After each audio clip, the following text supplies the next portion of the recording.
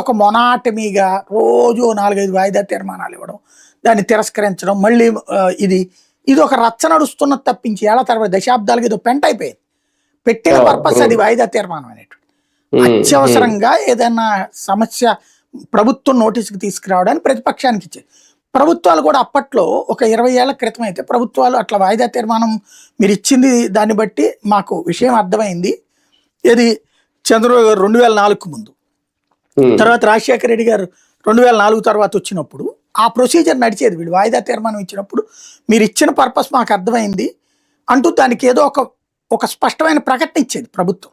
చర్చిస్తాం దీని మీదన, లేకపోతే కనుక దీని మీద మా అభిప్రాయం ఇది, మేము ఇట్లాంటి చర్యలు తీసుకున్నాం, ఇది మీ నోటీసు తీసుకొస్తున్నాం కాబట్టి ఇక వాయిదా తీర్మానం మీద చర్య గొడవ పక్కన పెట్టేసేసి మనం డిబేట్ చేసుకుందామయ్యా, ప్రశ్న ఉత్తరాలు ఇచ్చేసుకుందామయ్యా అని చెప్పేవాడు.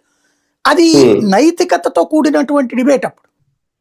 అప్పట్లో వృద్ధులైనటువంటి జర్నలిస్టు పెద్దవాళ్ళు మాకు చెప్పేది ఏంటంటే అంతకుముందు ఇంకా బాగుండేదే, ఈ పద్దాకి వాయిదాలు ఈ పెంట ఉండేది కాదు, ప్రతిదీ ప్రశ్నోత్తరాల సమయంలో ప్రశ్నలే, ఇది అట్లాగే 0 అవర్లో ఇట్లాగా బాధ్యతగా ఉండేవాళ్ళయ్యా, ఏంది ఇట్లా తయారైంది ఏంది అసెంబ్లీ అని తిట్టేవాళ్ళు.